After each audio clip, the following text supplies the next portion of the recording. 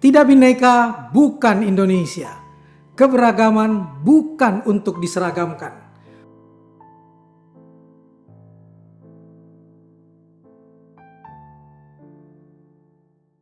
Ketemu lagi dengan saya di Notulen Kang Maman. Kadang-kadang saya sendiri, tapi kali ini saya berdua dengan orang biasa yang menurut saya luar biasa. Susi Rizky, mungkin tidak banyak yang mengenal. Tapi buat saya sangat mengenalnya dan saya menyebutnya luar biasa. Apa kabar Susi? Baik Mas, makasih. Alhamdulillah sudah datang ke sini. Kenapa saya menyebut luar biasa? Ketika 2020 kita dihajar oleh pandemi mulai bulan Maret waktu itu, salah satu tekanannya adalah prokes. Pakai masker, cuci tangan, jaga jarak, kalau bisa jangan keluar rumah. Di rumah saja, semua aktivitas berlangsung di rumah. Tapi justru saya kaget dengan Susi yang buat saya dia menjemput maut. Malah bukan di rumah, malah aktif banget dan terlihat banget.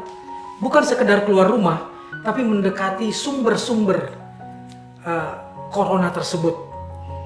Mendekati petugas kesehatan, mendatangi wisma atlet, tempat orang di karantina.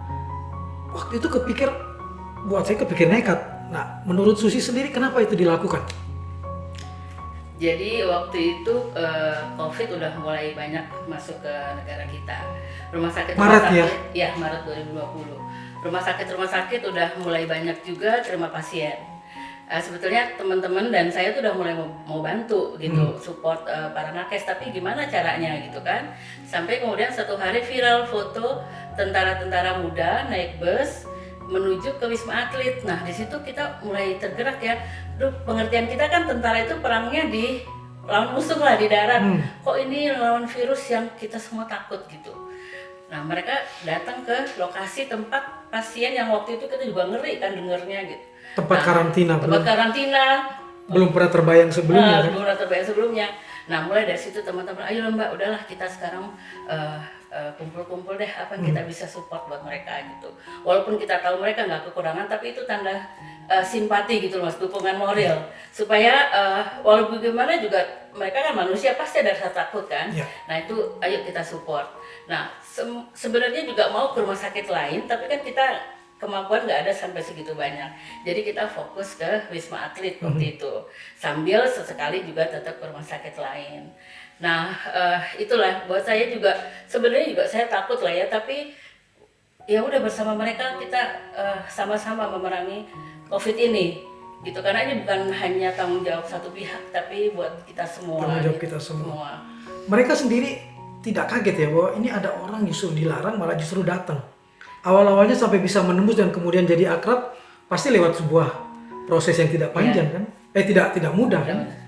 Jadi waktu itu juga pertama yang saya dapat donasi itu Aqua, dapat air mineral.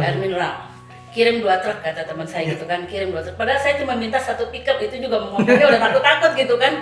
Oh 1 pickup kirim 2 truk kata dia. Nah sekarang problemnya ini buat masuk gimana gitu kan? Karena kan walaupun kita bawa donasi nggak gampang juga.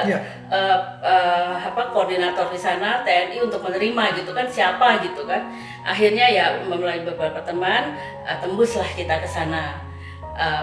Masuk Aqua itu 2 truk. Tapi belum bisa sampai masuk sendiri ya ke dalam wismanya ya? Waktu itu belum.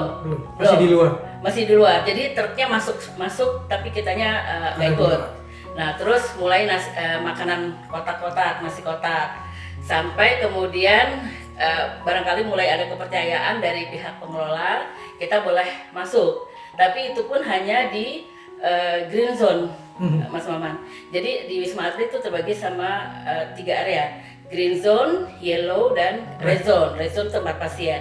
Nah kita hanya boleh di bagian green zone. Kita drop makanan, sabun, apalah semua di sana gitu.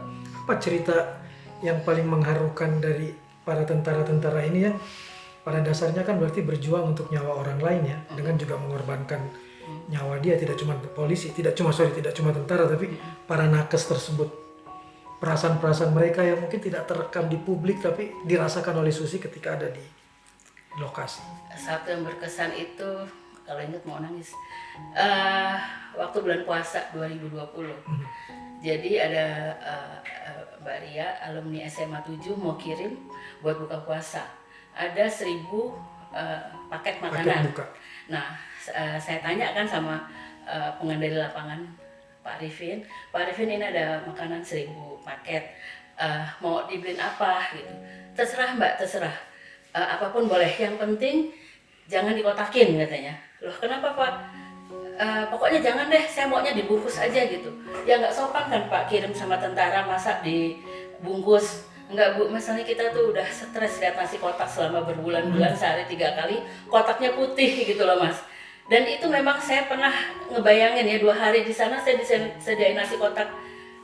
2 hari aja saya udah stres ngeliatnya, akhirnya beli makanan di online gitu kan. Nah itu barangkali yang pengorbanan orang nggak lihat.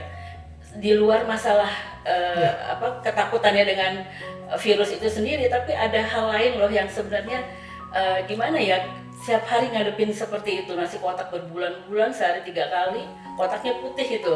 Nah itu buat saya sangat menyentuh ya, ternyata ada ya hal seperti itu gitu. Orang lain nggak Nggak tahu. tahu. Bahwa secara psikologis itu juga mengganggu mereka ya. Nah, sampai akhirnya ada istilah salam nasi kotak, saya kalau sama Pak Arifin salam nasi kotak gitu kan.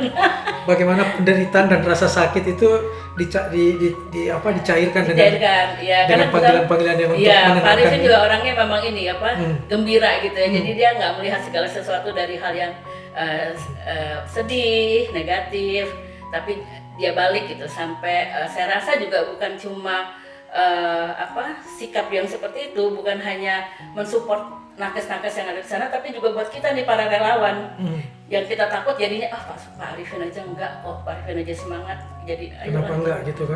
Kenapa kita enggak? Nah, ada nggak cerita mereka di sana mengawal, menjaga, tapi mereka kebobolan, artinya keluarganya sendiri pun kena. Para nakes ada Mas, banyak, bahkan Pak Arifin sendiri kena. Kena karena ya gimana enggak ya, setiap hari ketemu sama mereka gitu. Ya udah jadi sehari-hari kali ya, resiko seperti itu ada. Dan itu artinya dia berpisah juga dengan keluarga kan? Nggak boleh mendekati keluarganya. Iya, di karantina. Jadi kalau di karantina nggak boleh keluar udah. Sampai ada shiftnya gitu, berapa minggu sekali. Dan itu pun sebelum keluar mereka harus ini dulu karantina betul-betul berapa hari baru boleh pulang setelah selesai. Pulang pun bertugas lagi di situ. Nanti balik lagi. Untuk bertugas. Iya, sampai akan ada istilah kontrak gitu ya. Kontrak. Dan ada yang wafat juga. Ada, kalau nggak salah baru 2 hari lalu saya ketemu Pak Arifin makan siang. Selama Wisma Atlet dibuka 4 orang kalau nggak salah ya, nakes yang meninggal. Nakes dalam arti tentaranya ini? Relawan yang ada di sana? Iya, relawan. Karena itu nakes dari berbagai kota kan. Dan cerita yang juga tidak akan bisa dilupakan oleh Susi selama berhubungan dengan mereka? Ya ini ya, waktu kita ngirim donasi ke sana, langsung ketemu dengan para nakes, relawan gitu.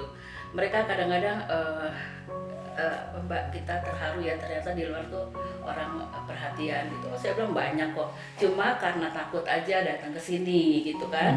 Sebenarnya perhatian banyak lah. Ini donasi kan semua juga karena perhatian dari teman-teman di luar, cuma yang datang kebetulan mungkin hanya saya dan beberapa teman gitu. Ya itulah, support seperti itu dibutuhkan tanpa mereka nggak ngomong gitu ya, tapi mestinya kita sendiri yang tahu lah. Dan ketika mereka mensupport, mereka nggak nanya kan apa agamamu, apa sukumu? Nggak ada, semua welcome. Semua Indonesia. Welcome. Yang memberikan pun sama, nggak ada yang harus begini, harus begitu, nggak ada.